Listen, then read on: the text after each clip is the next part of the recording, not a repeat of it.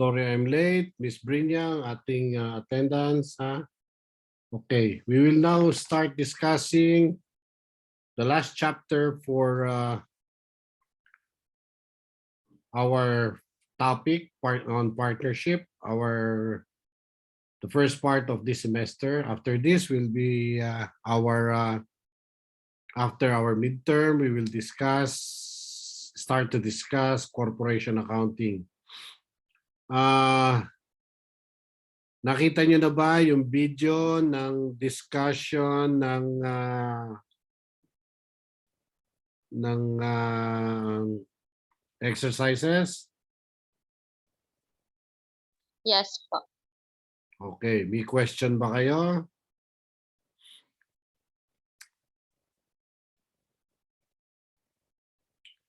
Wala.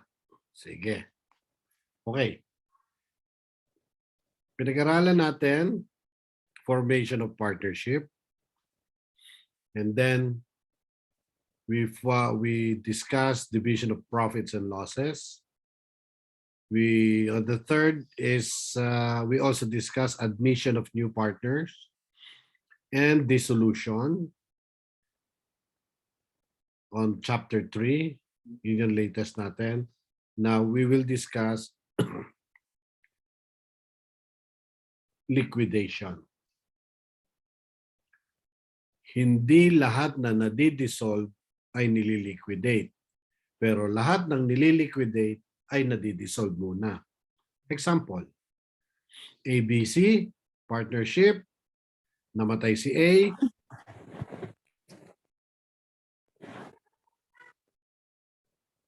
Namatay si A.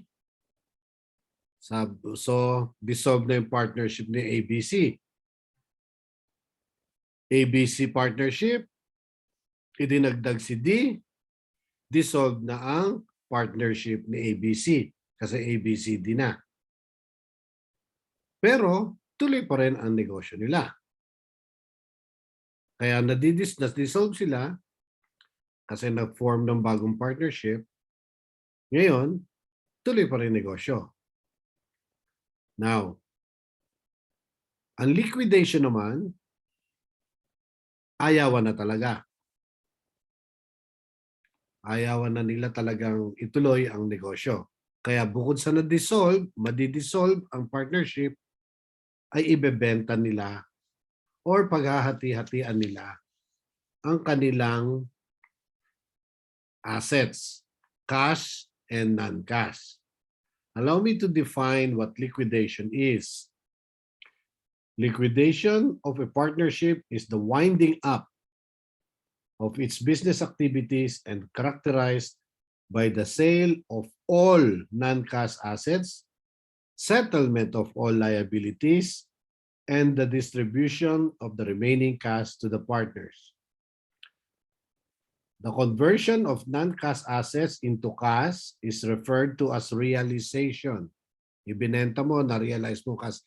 Kasi, di balik kung lahat ng assets ay cash. Napakadaling hatiin. Halimbawa, wala silang non-cash asset, kundi puro cash. Meron sila 100,000. Nag-decide silang itigil na yung partnership. AB partnership lang. O, tig 50,000 sila. Tapos ang pulong. Walang problema yon. Pero hindi laging ganon. Ha? Malimit o halos 100%, meron silang non-cash asset. So halimbawa, si Miss Manato at si Mr. Orbita ay may partnership. Ang partnership nila ay negosyong punerarya, kunyari. Nag-decide sila na ayawan na, ililiquidate na. Siyempre, meron silang assets like yung karo ng patay, yung mga stocks nila ng kabaong. Hindi naman pwedeng sabihin ni Miss Manato, akin na ito mga kabaong. Sabi naman ni Manato, ni Orbita, Akin na ang mga kotse ng patay. Hindi pwede yun. Kailangan i-value ng husay at ibenta sa iba. Mabuti kung halimbawa ang isa sa kanila will absorb everything at babayaran na lang yung isa. Okay na yan, madali-dali ng konti yun. Paano kung pareho nilang ayaw? So, they have to realize into cash or convert into cash all non-cash assets. It may result to gain or loss. Maaaring ikatubo nila ng pagbebenta, pero more often, ikalulugi kasi ang ibebenta nila segunda mano na. At kung sila'y nagmamadali, pwede nilang ibenta on bargain. Halimbawa, may bibili isang punerarya rin. Ay, luma na yung ano mo, yung karo mo na patay, ganito na lang. Pero ang bili mo mas mahal. So, posible na magkaroon ng capital deficiency ang bawat isang partner na nagli-liquidate.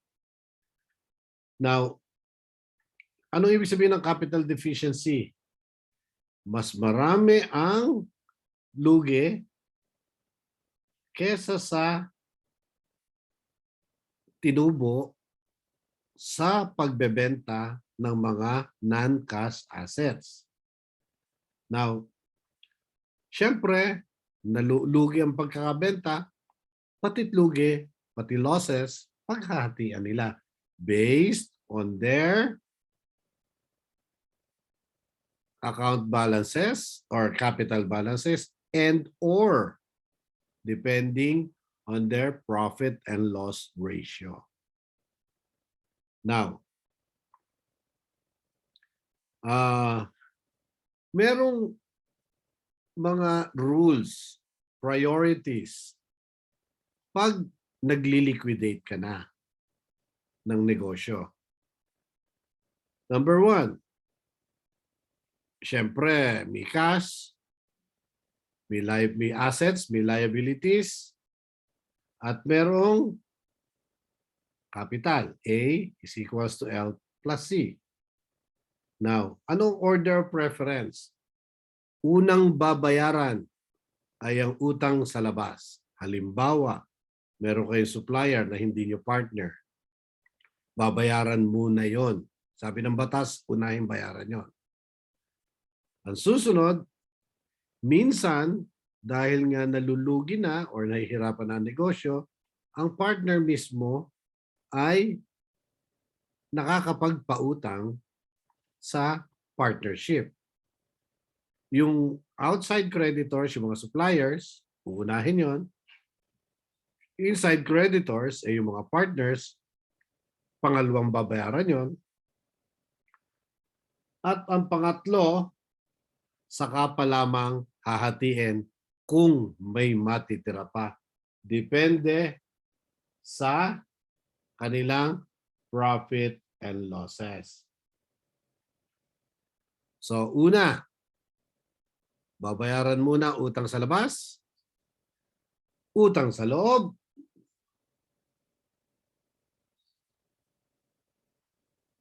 at pangatlo ay saka hahatiin. Pero in between 2 and 3, kailangan bayaran din. It depende sa capital contribution. At yung pang-apat ay kung may matitira pa according to profit and loss ratio. So number 1, outside creditors muna. Pangalawa, inside creditors. Pangatlo, balik ang kapital. At kung meron pa, kung meron pang natitira, ay share in the profits na yon. Ibig sabihin, tumubo pa. Okay, so outside creditors, inside creditors, balik kapital, At pang-apat ay kung meron pa ay profit and loss sharing. Yun yun. So, tatandaan niyo yun. Now, halimbawa, meron sinasabing right to offset. Ha? The second preference above gives the partner with the loan account the option to exercise his right to offset. Halimbawa, merong utang ang partnership sa kanya. So, i-offset na yon muna. Uunahin din yon.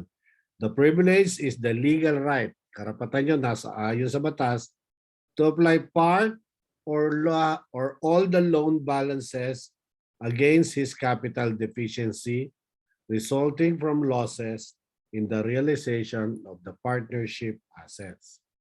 So, pwedeng i-offset muna yung loan sa kapital. Ang may utang doon, partner, ha? So, nangyayari rin naman na yung partner mismo ay may utang sa partnership. So, pagkatapos gawin yung second, di ba? Pay outside creditors. Pay inside creditors. Yung inside creditors, partner ang may pautang sa partnership. Ngayon, kung merong utang ang partner sa partnership naman, ay i-offset muna yon sa kanyang kapital. Ibabawa, syempre. May utang ka na eh. Saka pa lang ibabalik ang mga kapital. Now, subukan natin gawin itong illustration sa page 4-3. Winston Apalisok, Onyate, and Heron are partners in a prawn business. Initially, Apalisok contributed 300,000, Onyate 200, and Heron 100. On the date of dissolution, the remaining assets of the partnership amounted to 1 million.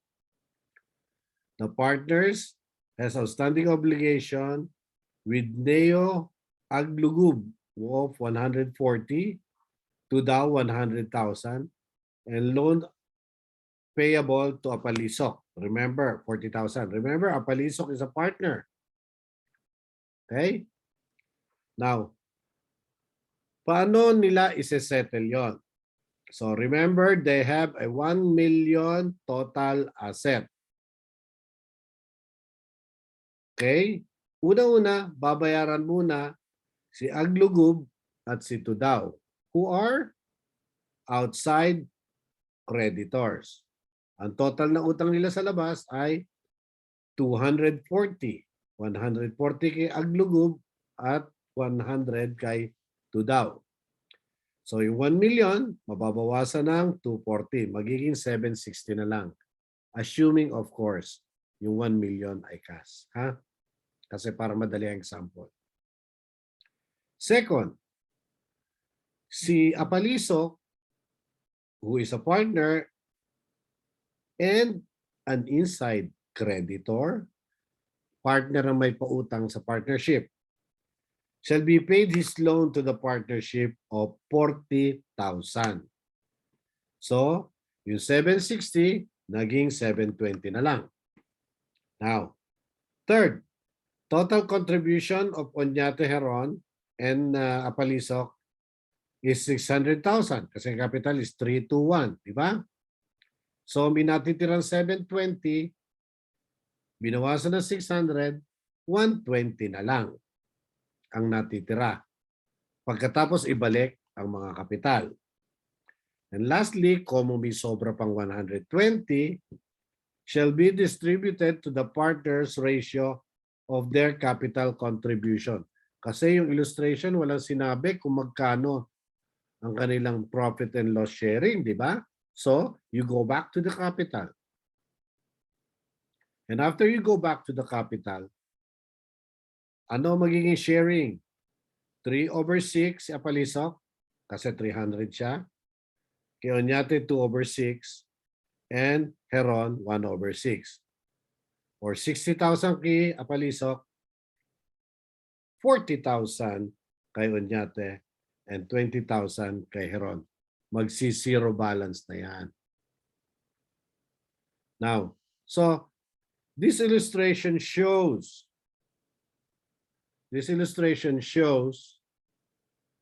the order of preference ng pagdidistribute when you are in liquidation. Maganda kung ganyan. Kasi ang hinahati nila tubo. Diba? Pero what if there is insufficient assets? Ibig sabihin, kaya nga sila maghihiwalay na, kaya nagli-liquidate eh. Dahil nalulugi sila. And to stop the bleeding, ika nga, para matigil na ang kalugihan, pag na masyadong lumaki, ititigil na nila. Di baling lugi na. Kesa lumaki pa ang lugi. Ganun ang punto ng ibang negosyante. Yan ang malimit nangyayari. Bakit mo naman ititigil ang negosyo kung kumikita? Di ba? Mapwera, nag-aaway-away na kayo at kayo gusto nyo talaga maghiwalay. Bihira ang negosyo yung tinitigil na kumikita. Kaya mo malimit itinitigil, ay nalulugi na. Di ba? So, more often than not, ang nagli-liquidate ay yung nalulugi na, at pag nalugi na ay kulang na ang assets, pambayad na lamang ng utang, at minsan kung makabayad man ng utang, kulang na pagbalik ng kapital sa bawat isa. So, here is another illustration on page 4-3.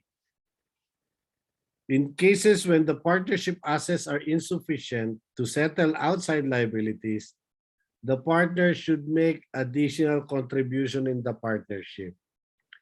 Sabi ng batas, kung kung outside creditors pa lang, kulang ng iyong assets. Sabi ng batas, magdadagdag ka ng kapital. Diba? If you will remember, nabanggit ko sa inyo, noong chapter 1, isa sa disadvantage ng partnership ay pag nalugi ka, pwede kang habulin ng outside creditors hanggang sa perang nasa bahay mo. Even your personal assets ay pwedeng singilin ng outside creditors. Ito yung example na yan. Any partner who contributed in excess of his share in this liability has the right to collect the supposed additional contribution from other partners. Ito nangyayari lang sa libro. Ikaw ba nag-iisip ng tama? Lugi ka na. Ay magbibigay ka pa ba uli? Diyan malimit nagkakahablahan na.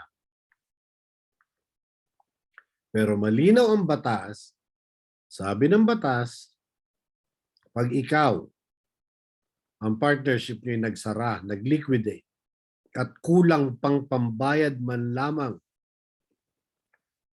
sa outside creditors, you still have to spit out.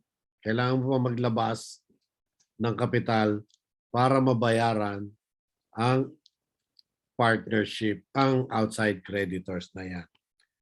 To show you, there is an illustration here. Assume in the illustration above, itong kay Apaliso, Onyate at saka Heron, that the outstanding obligation of the partnership, all accruing to outside creditors amounted to 1,120,000. Remember, ang assets ay 1 million lang. Pero ang utang sa outside ay 1,120,000. Ibig sabihin, nakain na ang kapital, kulang pa. The partnership's assets of 1 million will be insufficient to fully settle these liabilities. Malinaw na yung 1,000,000 na kanilang assets ay kulang na kulang sa mga kautangan nila sa labas. Pero malinaw din ang batas. Sabi, kailangang unahing bayaran yon. Now, therefore, kulang na 120,000. Nasusundan nyo ba? Nasusundan nyo ako? Therefore, the partner should contribute sufficient assets to cover the deficiency or loss. In the absence of an agreement, additional contribution shall be the ratio of their capital balances. So, paano hahatiin yung 120,000 na kulang? Si Apalisok will be liable from his separate properties in the amount of 60,000, si Onyate 40,000, at si Heron 20,000. This additional contribution ay gagamitin to settle the remaining liabilities of 120,000. The sum of money is properly considered as partnership assets. Yung binigay na 120 yon ay asset ng partnership. Okay? In the event of payment by Melita Heron of the full amount of 120, she will have the right to recover the amount that she has paid in excess of the share from Apalisok and Onyate. Ibig sabihin nito, halimbawa, sabi ni Apalisok at ni Onyate, sabi ni Beatrice, Onyate at ni Apalisok, wala na akong pera. Mapapahabla tayo, makukulong tayong 3. Sabing ganon. Sabi ni Heron, siya, sige, babayaran ko na muna yung 120,000 na yon. May utang kayo sa akin. Ikaw, Apalisok, 60,000 at ikaw, Onyate, 40,000. Kasi ang kulang 120, ang share ni Heron dapat ay 20,000. Ang share dapat ni Apalisok ay 60 at kay Onyate ay 40. So, may utang kayo sa akin. Hindi natin alam kung mababayaran pa siya. Wala na tayong pakialam doon. Pero kasi, ang ginawa lang natin, sinunod lang natin ang batas ng partnership. Now, again, hindi nangyayari yan sa tunay na buhay. Alam naman natin lahat na si Apalisok at si Onyate ay kaya nga hindi makapagbigay ng kanilang share ay wala nang maibibigay. At hindi naman loko si Heron na aabonohan pa niya. Mapwera siya ay super rich at ayaw lang niya mapahabla. Babayaran na muna niya. Bihirang mangyari yon sa tunay na buhay. Now, the preference of partnership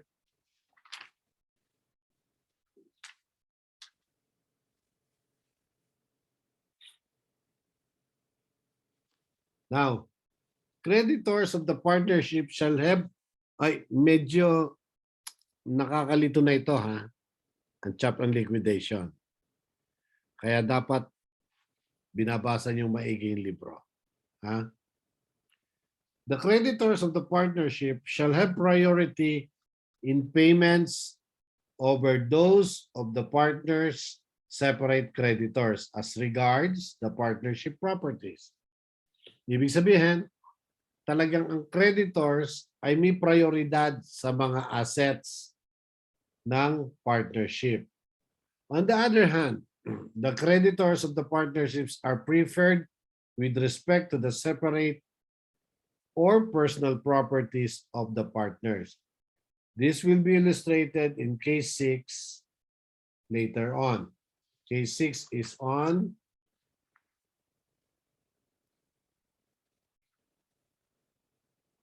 the next page. Now,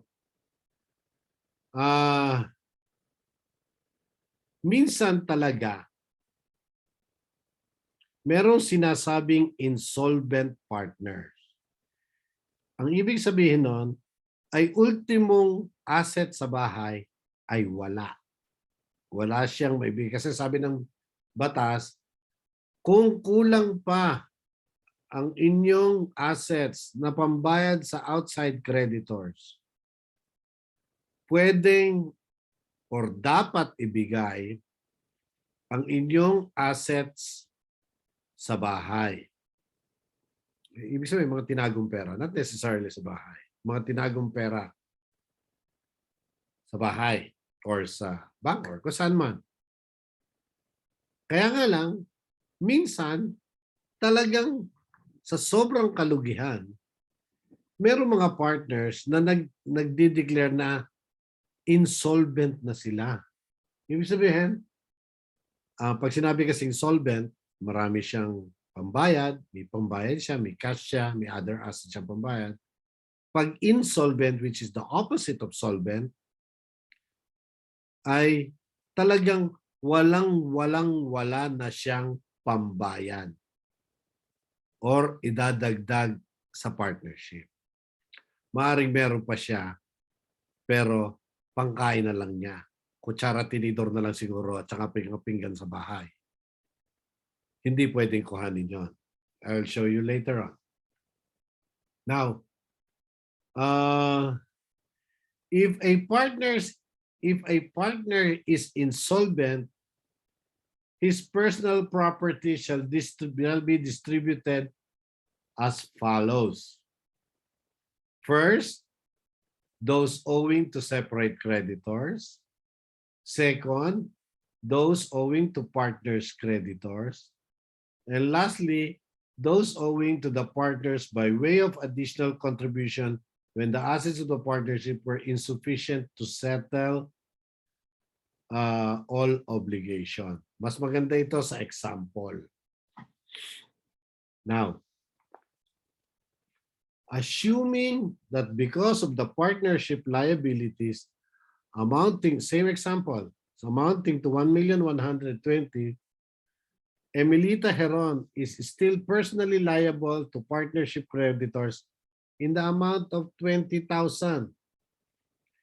Her separate properties in the amount of 90,000 shall first be applied to settle her personal obligation of 80,000 to Patrocino Abad. Now, ang sinasabi dito, meron separate property si Heron worth 90,000. Pero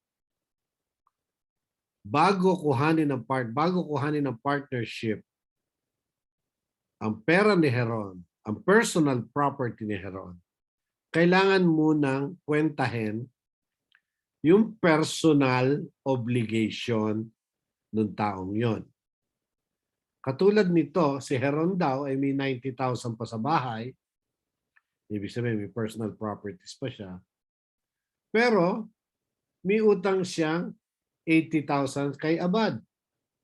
So, 10,000 na lamang ang kanyang pwedeng ibigay sa partnership.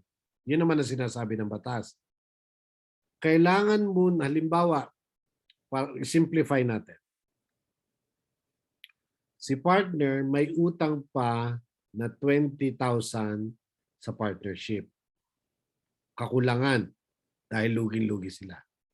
In this case, si Heron. Kunyari. Now, Pagdating sa bahay, meron siyang tinagong assets, personal assets, TV, stereo, personal computers, etc. na worth 90,000 daw. Pero meron siyang utang sa ibang taong personal din. Siya si Abad, 80,000 daw. Kaya ang pwede na lamang kung sakasakaling magdadagdag pa siya sa partnership ay 10,000 na lang. Pero 20,000 daw ang kulang pa niya. Paano yun?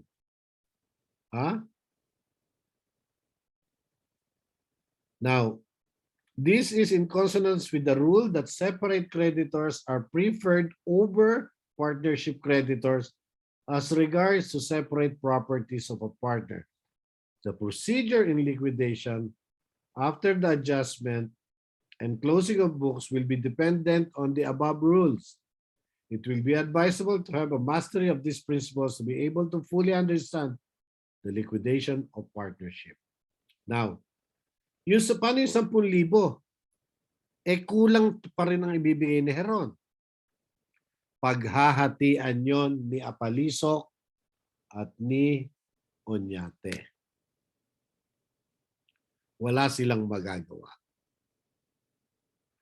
Para lang mapunuan ang kulang ni Heron. To simplify matters, pag ang partner ay talagang sagad na sagad ang pera, sagad na ang kapital niya sa partnership, ubus na, kulang pa, may share pa siya dapat, pupunta ang partnership, not literally, sa kanyang personal assets. Kukwentahin kung magkano personal assets, kotse niyang personal, bahay niyang personal, lahat. Pero bago ibenta yon or gawing cash para maibigay sa partnership, kailangan munang bayaran ang personal niyang obligasyon. At yung sobra, kung merong sobra, ay saka palang kukuhanin ng partnership na pangpuno sa kanyang kakulangan sa partnership. Ganun ka-complicated ang partnership. Ganun medyo talagang nakakalito ang liquidation. Wala pa tayo sa distribution ng liquidation. Now, hindi natin tatapusin itong chapter na ito ngayon. I will continue discussing this later or next week. Or with the other section, ipa-upload ko na lang yung video. Now, there are two methods. Iwanan muna natin yung insolvent partner. Ikinuwento ko lang sa inyo and explain ko lang sa inyo ang obligation ng partners kung kulang ng kapital nila, kailangan magdagdag pa sila ng kapital. At kung sila'y insolvent na, paano hahatiin, paano kukuhanin ng partnership ang kanyang personal assets para punuan ang kanyang obligation sa partnership. So in the meantime, i-park muna natin yan at magtuloy tayo sa methods of partnership liquidation. There are two methods. Isang madali, sobrang dali. At yung pangalawa, nakakalito. Aaminin ko. Kaya ipinakikiusap ko sa inyo na kayo ay dapat maging very conscious in studying, lalong-lalo na sa Chapter 4. Wala na dapat magtatanong kung kasama yan sa midterm. Kasi kasama yan sa midterm exams. First method. Pagkatapos natin i-discussion, titigil na tayo kasi meron pang may klase sa inyo. Minessage ko na si Jeka Platon. Sabi ko, malilate ang 1B. Huwag niyo akong iwanan kasi importante ito. Maghihintay yun. Okay? First is lump sum liquidation. Lump sum method of liquidation. And the second is installment method of liquidation. As the term implies, lump sum method ay lahat ng non-cash, all non-cash assets are realized agad, nabenta agad. Whether tubo or lugi is another thing. Ha? Ibig sabihin, lahat ng assets nabenta agad, isang bumili. Lahat ng liabilities ay nabayaran. At kung merong natira, na ibalik ang kapital. At kung merong pa uling natira, ay i-distribute according to their profit and loss sharing. How? Ano yung isa? Installment method. Ganito yung lump sum method, bihirang mangyari sa tunay na buhay. Pero minsan nangyayari naman din. Ang malimit mangyari sa tunay na buhay ay yung installment method of liquidation. Under the installment method, realization of non-cash assets is accomplished over an extended period of time. Ibig sabihin, halimbawa, yung asset ni, sino ba example natin kanina? Si Manato at ni Orbita, yung kanilang punerarya, yung kanilang mga assets, ay hindi nabenta agad karakaraka. Minabentang konti ngayon, sa isang buwan minabentang konti, sa kabilang buwan minabentang konti. Ibig sabihin, installment liquidation, which complicates things. Kaya lalo nakokomplika ang mga bagay. Kung meron lang cash, saka lang nagdi-distribute. Natural. Hindi nila pwedeng i-distribute ang non-cash assets. Mahirap kwentahin yun. Dito, kung maalala nyo, sa Chapter 1, yung kinds of partners, balikan nyo yun, makikita nyo, liquidating partner. Yan. Pumapasok lang siya, halimbawa kasi malimit, nagkakahablahan na.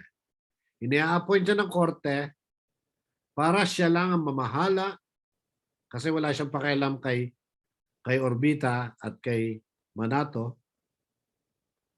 Wala siyang pakialam. Ang trabaho lang niya ay siya mamahala ng pagbebenta at pagdidistribute ng nabenta ng cash sa mga old partners. Siyempre, kung siya partner na rin, meron siya share. Depende again sa agreement. Liquidating partner siya. Now, nabenta ngayon konti, distribute. Next month, nabenta konti, distribute. Kaya, ganun ang nangyayari. Now, what are the steps? Sale, entries related to liquidation. Sale at book value. Siyempre, debit, cash, credit, asset. Book value Walang tubo, walang lugi. Pag nabenta ang asset ng sobra sa book value, meron kang gain. Income yon ng liquidating ng partners.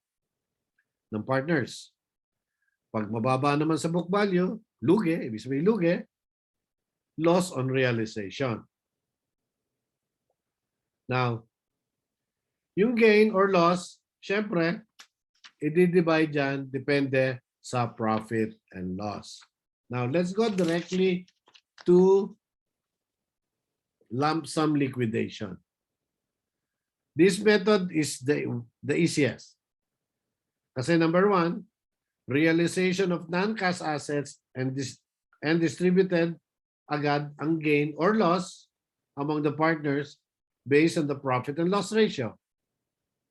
Bayad agad ng mga liabilities and elimination of partners' deficiency if after the distribution of loss on realization, a partner incurs capital deficiency. Ganon din ang sistema, ang siste. Kung kulang, ang partner, magdadagdag din siya. Ang maganda rito, pag lump sum liquidation, isang pasada lang. Kasi hindi ka na maghihintay pang yung ibang asset mabenta. So lahat agad benta. Tapos na maghiwalay na kayo agad ng partner mo.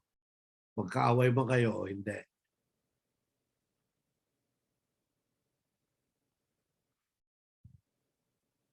Okay? Now,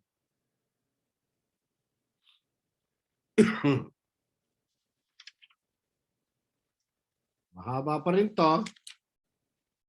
Pero, na-explain ko na naman sa inyo what lump sum liquidation is. I will leave you at that. I will leave you muna here with this. At i-discuss ko next time sa Sabado sa klase ng 1C ang continuation, and i-video ko, i-record ko yun at ipadadala ko sa inyo. Kasi dapat nagtatapos na tayo ngayon. Sorry I was late. Medyo talagang na-traffic lang ako. Nagtagal kasi ako sa TCC kanina. Ituloy nyo ang pagbabasa ng page 4-7. Baka makatatlong video pa ako pala nito. Mahaba pa pala ito.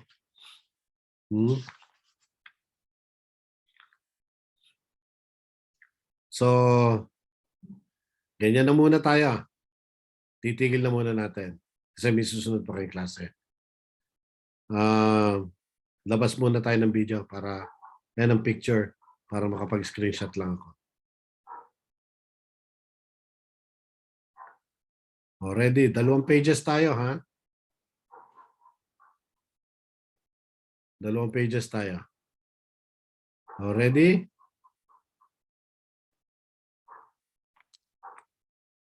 Maintain your smile. Isa pa.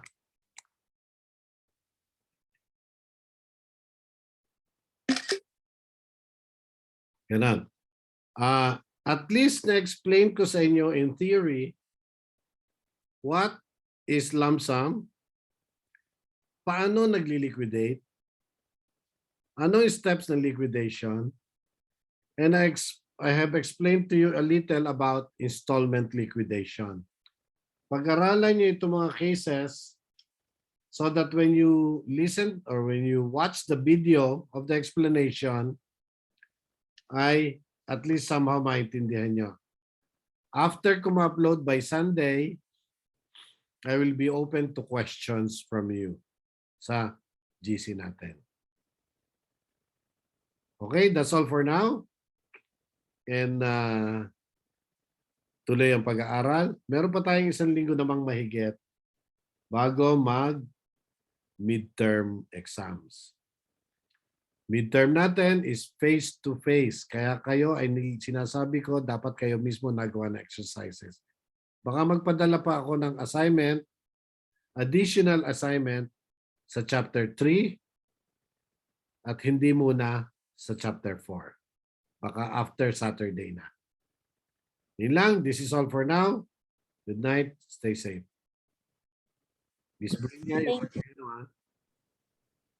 Thank you, sir. Okay, thank you rin. Thank you.